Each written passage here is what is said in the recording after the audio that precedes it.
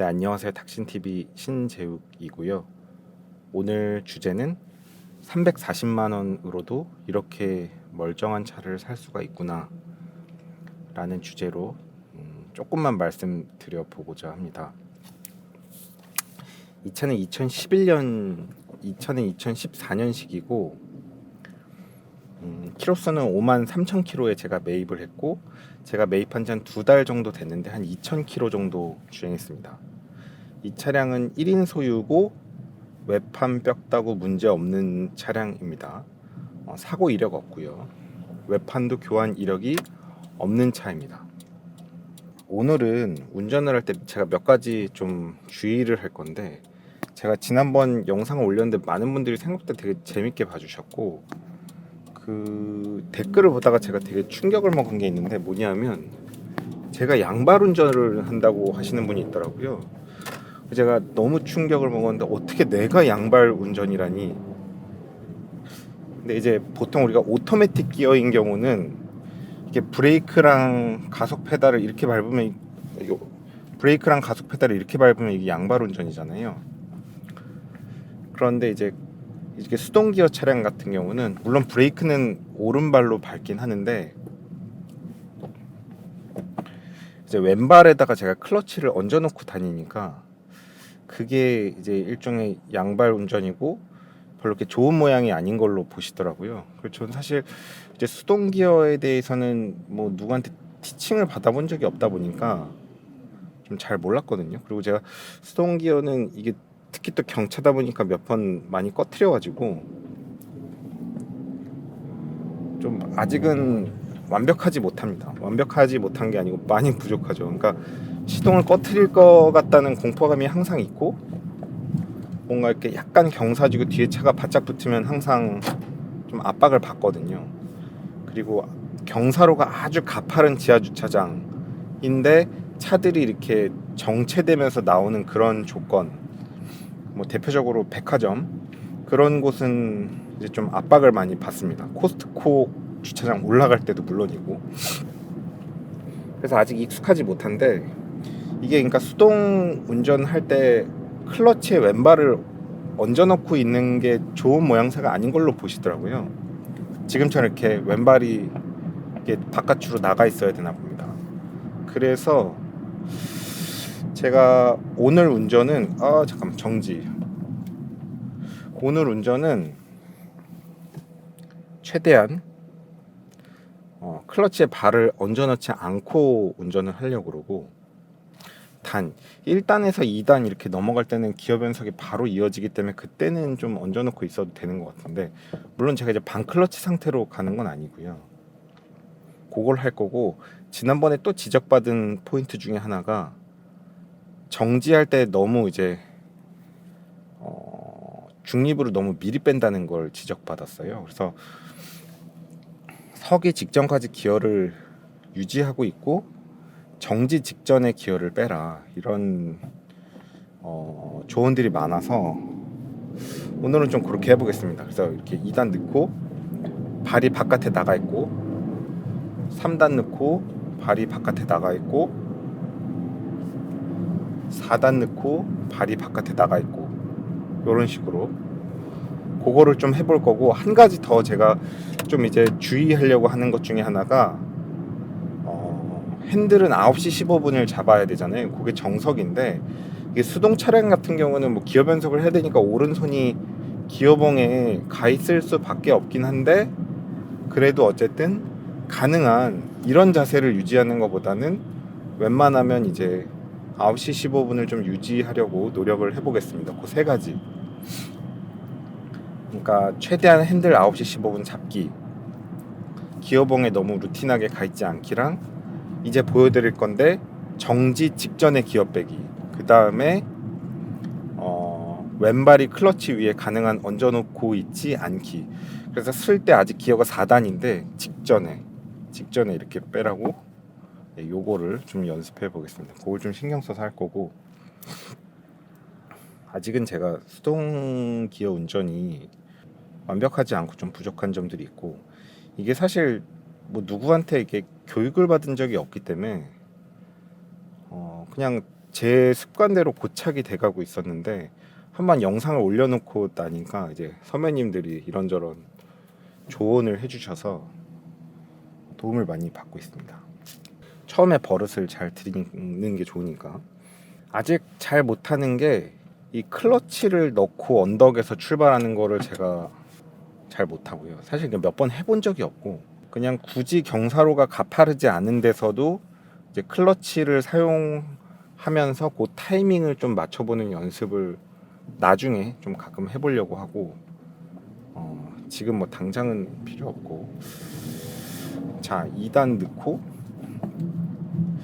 아직 잘 못하는 게 또 2단 넣을 때 약간 꿀렁거림이 있는데 이걸 좀 부드럽게 변속을 어떻게 할 수 있는지를 제가 아직 잘 모르겠습니다. 물론 이제 속도를 맞춰서 변속하면 부드럽긴 한데 기어를 넣을 때 살짝 반클러치를 써야 되는지, 근데 그럴 필요는 없다 그러더라고요. 1단만 반클러치지 2단서부터는 그냥 넣는다고 하는데, 그리고 뭐 어쨌든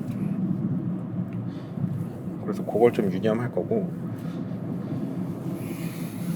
그 오늘 주제는 340만 원으로도 이렇게 멀쩡한 차를 살 수 있구나 라는 주제로 한 간략하게, 오늘은 길지 않게 5분 정도로 설명을 드려보고자 합니다.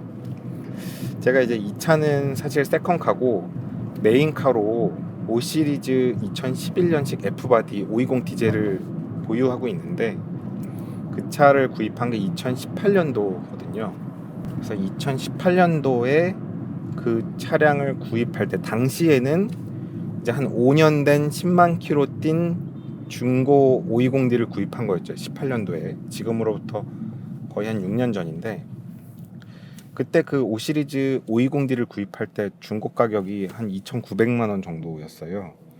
그래서 천안 쪽에 있는, 당시에는 엔카가 SK 엔카였고 SK 엔카 천안점 직영점에서 구입을 했는데 한 2,900만 원 정도에, 그때 차를 구입하고 제가 느꼈던 게 무슨 생각이었냐면, 야, 이게 자동차는 한 2천만 원 후반, 그러니까 한 3천만 원 정도면 진짜 멀쩡하고 좋은 차를 살 수 있구나 라는 생각이 들더라고요. 그러니까 어떤 물건이 가격이 올라가면 올라갈수록 비례해서 계속 좋아지지 않잖아요. 2배, 3배 비싸면 2배, 3배 좋아지진 않는단 말이에요. 그러니까 자동차라는 게 뭐 출력이 200마력이 300마력, 400마력 된다고 2배로 좋은 건 아니잖아요. 어차피 뭐 공도로에서 타는데 뭐 출력이 여유가 있으면 좋기는 하겠지만, 뭐 이게 300마력, 400마력, 500마력 된다는 거는 사실은 뭐 그렇게 크게 의미가 없고, 뭐 브레이크도 카본 세라믹 브레이크도 뭐 카본 브레이크가 된다고 한들, 그게 뭐 일상 주행에서 현가하와 현가상의 그런 무게의 비율에 따른 어떤 운동 특성을 경험할 일도 거의 없고, 뭐 포르쉐 박스터 같은 미드십 차량을 운전한다고 해서 그 미드십의 정말 진가를 느낄 수 있는 요우축의 가속도가 되게 많은 그런 운전을 할 일도 없고, 페라리처럼 정말 오일 팬조차도 밑에 놓지 않고 엔진을 1cm라도 더 낮추는 그런 정도의 물리적인 특성을 운전하면서 운전자가 체감할 일이 거의 없고, 뭐 뉴르부르크링에서 랩타임 재는 거 아닌 다음에는. 그래서 결국에는 차값이 올라가면 올라갈수록 어느 정도 선에서는 이게 약간 좀 그냥 사치품의 영역이지, 지금 같은 경우도 직전에 기어 잘 뺐죠. 좀 그냥 사치품의 영역이지 가격이 올라간다고 그대로 좋아지지 않잖아요.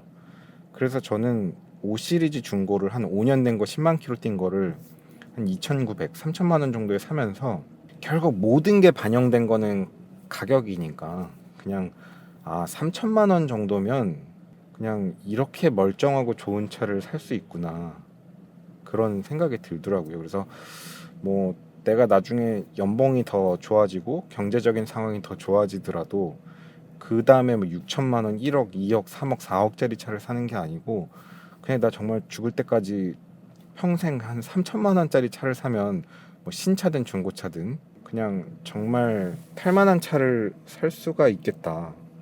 그냥 자동차라는 거는 이 정도 가격이면 차고 넘치게 좋은 차를 살 수 있구나 라는 생각이 들더라고요. 실제로도 그렇고.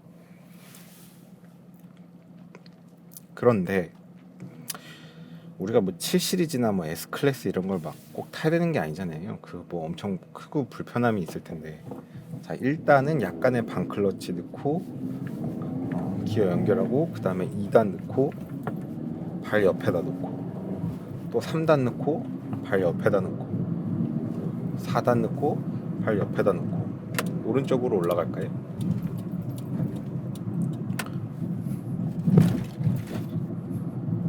이 오른쪽으로 올라가서 유턴하면, 옛날에 146 타고 다닐 때 늘 이렇게 다녔는데 146이 이렇게 올라가서 유턴하잖아요. 그 생각이 나네. 그래서 3천만 원이면 정말 좋은 차를 살 수 있다. 지금 제가 그 당시에 3천 주고 산 차는 시세가 1,000만 원도 안 하고 딜러 매입가는 거의 한 7, 800만 원 정도밖에 안 하는, 중고차 시장에선 잔존 가치가 거의 없는 차가 돼버렸지만, 제가 이제 이 차는 340만 원을 구입했거든요. 이 차는 10년 됐고 키로수가 한 5만 3천 키로 뛴 상태였고, 그러니까 연식은 10년이면 자동차가 감가가 거의 끝나요. 그래서 10년 된 차인데 키로수가 적고, 이 차는 특이하게 또 1인 소유여서 경차는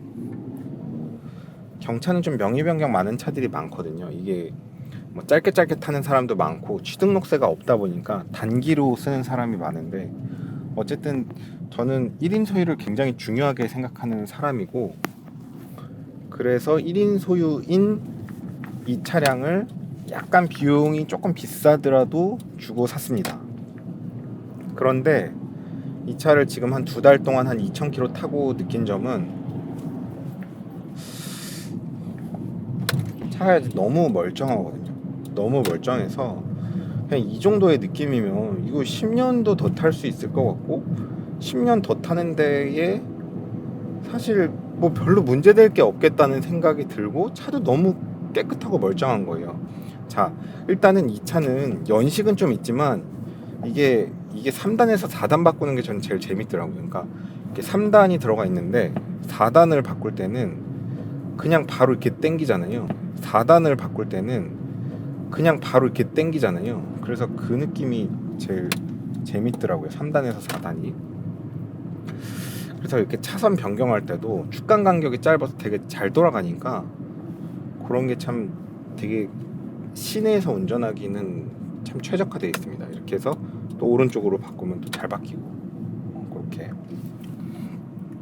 무슨 얘기하고 있었지?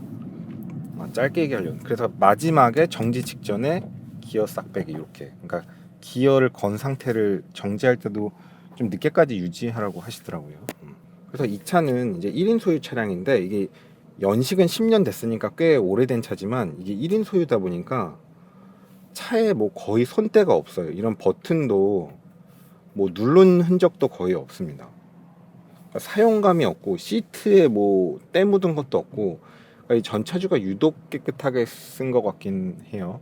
그리고 차에 잡다한 튜닝을 하지 않았고, 그래서 뭐 내장재 뜯거나 건드린 적도 없고, 그래서 그냥 여러분도 집에, 여러분이 실제로 본인이 직접 구입한 차 10년 타면 그 차 안 해보면 깨끗하잖아요.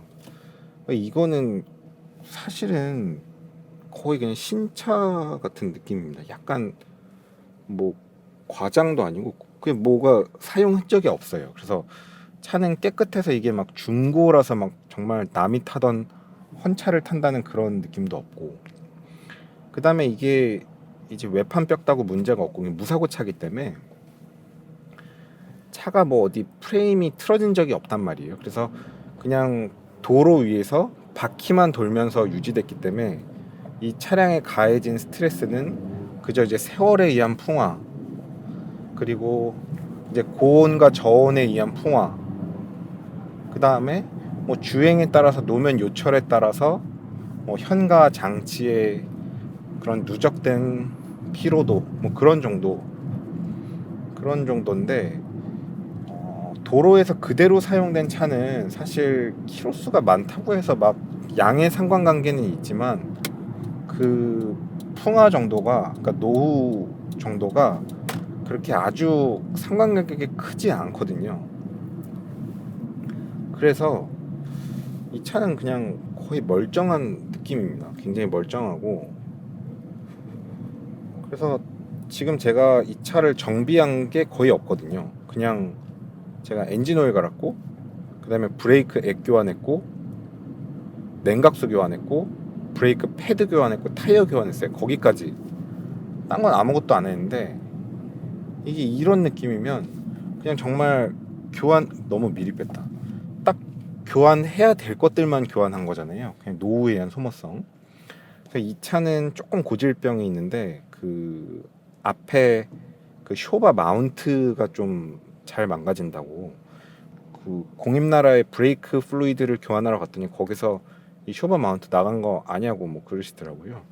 근데 사실 몰랐는데, 뭐 타는 데는 아무런 증상이 없어서 뭐 잘 모르겠어요. 쇼바 마운트가 망가지면 이렇게 돌릴 때 소리가 난다는데, 이건 뭐 그런 건 일체 없거든요. 그래서 뭐 타는데 뭐가 문제는 없어서 일단은 그건 보고 있고, 제가 이 차를 뭐 길게 생각하면 마운트 교환할 텐데 언제 방출하게 될지는 사실 좀 알 수가 없어서, 그러니까 그냥 사용에 의한 그런 것들만 교환을 한 상태. 그 다음에 변속기 오일 정도는 제가 교환을 하려고 생각하고 있고, 거기까지 이제 뭐 정비하고 싶어도 할 게 없는 상황이고요. 그래서 이렇게 멀쩡하니까, 요즘에 또 딴 얘기지만 파키스탄 유튜브 채널을 되게 재밌게 보는데, 그런 데서 보면 정말 우리나라에서는 이제 더 이상 중고차 시장에서 판매되지 않는 차, 뭐 30만 킬로 뛰었거나 뭐 연식이 한 15년 이상 된 차들은 이제 중고차 시장에서 우리나라에서는 매입이 안 되니까 제3국가에서 다 사가는데, 대표적으로 이제 파키스탄 같은 나라로 가더라고요. 그런 나라에서 사갈 때는 그저 사고 유무도 묻지도 따지지도 않고, 키로수도 따지지 않고, 연식도 따지지 않고, 그냥 좋다고 묻지도 따지지도 않고 사갑니다. 그래서 다 가져가가지고 뭐 고쳐갖고 타는 걸 보면, 뭐 우리나라는 이제 소득 수준이 파키스탄이랑 비할 바는 아니니까 이제 굳이 뭐 그런 차를 탈 필요는 없겠지만, 생각보다는 차의 그 내구 연한이 좀 더 길다는 생각을 할 수 있는 거죠, 고치고 탄다면. 그러니까 소득 수준이 되게 높으니까 그냥 과하게 차를 기어를 좀 더 늦게 뺐어야 되는데, 이렇게 해서 정지 직전에 이렇게 이때 빼겠습니다. 그런 느낌이 있고, 실제로 이 차를 제가 사고 느낀 거는 결국, 아 진짜 300만 원대의 차도 참 타는데 별 문제 없는 멀쩡한 차를 살 수가 있구나라는 생각이 들더라고요. 물론 이제 300만 원짜리 에코스를 산다든지, 뭐 300만 원짜리 뭐 BMW 7 시리즈를 산다든지 이러면 이건 좀 얘기가 안 되지만, 마지노선으로 예산이 300이라면 이제 경차에서 1인 소유로 가면 뭐 그래도 타는데 별 문제 없는 상당히 괜찮은 매물을 살 수 있다. 사실 이것도 그렇게 제가 싸게 산 건 아니거든요. 저는 이제 또 약간 이름이 알려져 있다 보니까 일부러 내고를 하지 않고 그냥 그 가격을 그대로 지불하고 왔는데, 참 만족스럽게 타고 있습니다. 이거 유턴 좌회전 보행 신호시 유턴 참 멀쩡하게 타고 있습니다. 에어컨도 너무 잘 되고, 뭐 잡소리도 없고, 뭐 지금 하이패스까지 달아놔서 경차 할인되면서 하이패스도 통과할 수 있고, 기어 변속을 하는 즐거움도 있고, 그러니까 내가 정말 딱 원하는 세팅으로 기어를 해서 다닐 수가 있어요. 특히 내리막에서 수동 기어가 조금 더 재밌고, 오르막 출발은 여전히 조금 부담스럽긴 한데, 이게 축간 간격이 짧아서 되게 운전하기 편하고, 좁은 길 통과할 때도 좋고, 이게 차선을 바꾸려고 하면 샥 하고 잘 바뀝니다. 무슨 올챙이가 헤엄쳐서 다니는 그런 느낌? 치명적인 단점은 좀 뽀대가 없다는 거. 4단도 적합치 않다고, 또 3단으로 그렇게 기어 변속을 하는 재미가 있죠.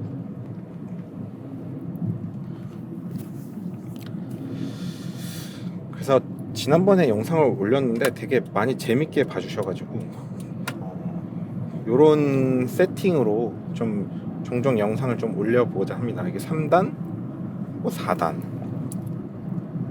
근데 제가 이 수동 기어에 대한 영상을 좀 올리는 계기는 그냥 없어져가는 수동 기어에 대한 아쉬움, 그런 게 좀 있어서 그렇거든요. 제가 예전에도 영상에서 몇 번 말씀드렸는데 요거까지만 말씀드리고 이제 끝내려고 하는데, 예전에도 말씀을 드렸는데 그 우리나라는 수동 기어를 좀 지나치게 싫어해요. 그러니까 지나치게 싫어합니다. 뭐 자동 기어가 대세가 되고 유럽조차도 이제는 자동 기어의 비율이 높아진다 라고는 하지만 아직 유럽의 수동 기어 비율은 생각보단 많이 높습니다. 그러니까 준준형이나 소형 이런 차들은 거의 대부분이 수동 기어고, 렌트카 시장에서 뭐 아반떼급 혹은 경차급 i10, i20, i30 이런 급들 렌트하면 그냥 기본이 수동이고요. 오토를 하겠다고 하면 추가 에디셔널 피를 내고 오토 기어를 변속이 되고, 오토를 해주더라도 무료로 이거 그냥 또 좋은 기회가 있어서 서비스로 이렇게 해주는 거다 이런 느낌이지, 기본이 매뉴얼 기어고, 이제 프리미엄 브랜드의 한 3시리즈급 이상으로 가면은 그때는 이제 매뉴얼 기어 비율이 좀 사라지긴 하더라고요. BMW 3시리즈다 이러면 이제 수동 기어는 잘 안 보입니다. 영국은 제가 최근에 가본 적이 없는데 영국은 수동 기어 비율이 더 높다 그러죠. 뭐 70% 이런 얘기가 있는데, 제가 이런 얘기하면 뭐 도관이 나간다고 이러는데, 사실 뭐 그 유럽 사람들이라고 뭐 시내 주행을 안 하는 것도 아니고 그쪽이라고 뭐 막히는 도로가 없는 것도 아닌데 뭐 다 그렇게 하면서 살아가잖아요. 우리가 뭐 이 도가니를 뭐 한 100년 200년 쓰는 것도 아니고, 저도 지금 거의 40이 다 돼가니까 이 도가니 이제 진짜 현실적으로 쓸 일은 한 30년 정도 쓰면 별로 쓸 일 없는 상황인데, 3, 40년 정도. 자, 3단 들어갔고, 그러다 보니까 아직 유럽 쪽에서는 이런 매뉴얼의 비율이 상당히 있고 사람들이 다 한단 말이에요. 근데 우리는 야, 저 수동 기어를 뭐 특히 이제 여성분은 어떻게 배워? 여성분 운전 못하지라고 생각하지만 유럽에서 뭐 여자라고 수동 기어 못하나요? 다 하고 다니잖아요. 그러니까 이게 다 하면 할 수 있는 건데, 한국에서는 그냥 운전면허 따면은 무조건 이종 보통, 야, 그 수동해서 어디다 써? 야, 수동차 어떻게 타? 수동차 절대 사지 마, 이런 분위기가 돼서 그냥 빠르게 없어져 버렸는데, 그 운전을 할 때 내가 적절한 기어를 넣고 운전하는 즐거움도 있고, 뭐 이제는 토크 컨버터 방식이 너무 효율적으로 발전을 해서 락업도 잘 걸리고 이제 연비 저하도 거의 없고, 사실 토크 컨버터 같은 그런 느낌이 시내 주행 같은 변속이 많을 때는 굉장히 좋은 부드러운 느낌을 주니까 참 이상적이긴 한데, 뭐 내구성도 너무 좋고, 그럼에도 정말 저가 라인의 차들이 이제 경제적인 컨셉으로 가면 뭐 i10, i20, i30 이런 급들은 굉장히 옵션도 많이, 마이너스 옵션에 수동 기어, 이런 직물 시트, 그 다음에 잡다한 옵션 싹 빼고 이런 경제적인 버전들이 좀 나왔으면 좋겠는데 너무 많이 없어져서 이제 조금만 있으면 한국에서는 수동 기어 차는 이제 사고 싶어도 씨가 마르는 이제 그런 상황이거든요. 그러니까 지금 한국에서는 수동 기어 차를 사려고 하면 뭐 벨로스터 N이나 아반떼 N 이렇게 스포츠 버전 차들만 나오고, 경차 수동도 지금 거의 없죠. 제가 알기로 스파크가 단종됐고, 레이도 제가 알기로 수동이 없고, 모닝은 수동이 있는 걸로 알고 있는데 그거 제가 확실하진 않고, 그래서 수동차 자체가 씨가 마르고 있고, 연식이 조금 된 뭐 엑센트, 프라이드 수동 뭐 요런 거, 아반떼 수동 요런 건 있는데 거의 이제 신차급에서의 수동차들은 거의 씨가 없습니다. 수동차라고 검색하면 뭐 그저 나오는 게 뭐 이제 스타렉스 같은 벤, 뭐 포터 이런 것도 이제 수동이 거의 없어지는 분위기고, 그래서 그래서 없어져가는 이 수동차에 대한 관심을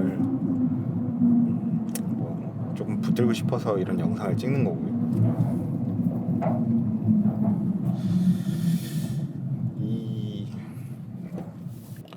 그래서 제가 이제 중고차 시리즈를 하다 보면은 이제 그 보통 이제 사회초년생이라고 하면서 뭐 이제 아반떼 막 뭐 통풍 시트에 뭐 이런 거 다 들어간 거를 2,700만 원 주고 구입하는 경우가 있던데, 저는 그런 게 좀 이상하더라고요. 뭐 그 정도 가격이면 되게 큰 돈이고 중고차 시장으로 가면 굉장히 멀쩡한 차도 살 수 있는데 이 보조선을 안 보고 운전하는 아파트는 심지어는 이게 이건 조금 극단적이지만 300만 원대로 내려가도 이렇게 멀쩡한 차를 살 수가 있잖아요. 3단에서 4단이 제일 재밌습니다. 보시면은 이렇게 되게 스포티한 느낌, 좀 이게 기어 변속해야 되는 거리가 길긴 한데 그래도 3단에서 4단이 제일 재밌고, 5단은 지금 가면 힘은 없지만 5단은 좀 넣기가 좀 힘들어요. 멀어가지고. 5단으로 가면 힘이 아예 없고 다시 4단. 그래서 이렇게 재밌게 타고 있습니다. 그래서 출퇴근으로 할 일만 있으면 그냥 항상 스파크 타고 다니는데, 유일한 단점은 좀 애매했는데 이건 정제가 좀 그래서 이 차의 유일한 단점은 두 가지인데, 현재까지 느끼는 단점은 세 가지. 첫 번째는 뽀대가 좀 너무 없어서 현실적으로 조금 없어 보일 수 있다는 점이 현실적으로 좀 없진 않고, 그런 게 좀 있고, 두 번째는 안전에 대한 문제. 그러니까 결국 안전에 대한 문제는 뭐 돈으로 환산이 안 되니까 좀 그게 좀 큰 문제이긴 하죠. 뭐 이거 타고 가다 사망 사고가 나면 좀 그거는 경제적인 게 아니잖아요. 그래서 사실 시내 주행에서는 사망 사고 나기 쉽진 않아서 저는 별 상관없다고 생각하고, 고속도로의 비중이 높다면 이 차는 좀 아닌 것 같다고 저는 생각합니다. 그냥 가까운 분당 정도 거리 다니는 건 상관없고, 뭐 올림픽 도로 이런 건 뭐 전혀 상관없고요. 그리고 하나 더 있었는데,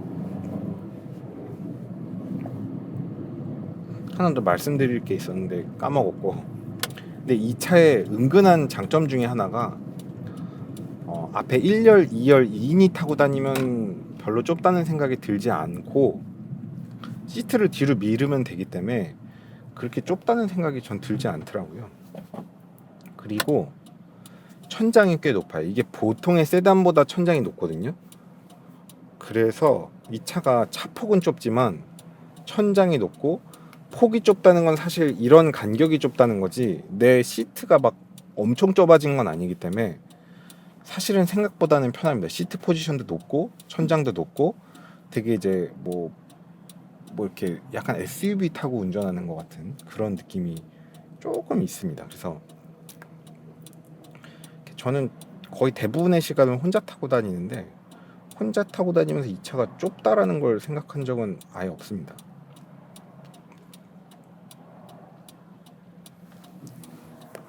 까먹었던 세 번째 단점인데, 이 차는 제가 이제 연비 측정을 좀 추후에 해보겠습니다. 근데 저는 주로 지금 그 가까운 고속도로 비중이 좀 높은 편인데 생각보다 연비가 좀 별로 안 좋다는 생각이 되게 많이 들거든요. 제가 연비 측정을 아직 안 하고 있는데, 안 하는 이유가 약간 제가 너무 상처를 받을까 봐 안 하고 있어요. 그러니까 이게 대충 느낌상 생각보다 연비가 좋지 않다 이런 생각이 들거든요.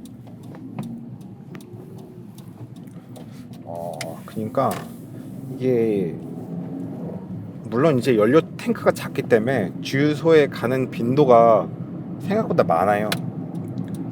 그래서 풀 탱크를 해도 뭐 한 5만 원 정도면 거의 풀 탱크가 되고, 뭐 보통 휘발유 차들 뭐 풀 탱크 하면 10만 원 들어가니까 이건 그 절반 정도 들어가니까 주유소 가는 빈도가 주기가 짧을 순 있지만, 주유소를 가는 주기가 짧을 순 있지만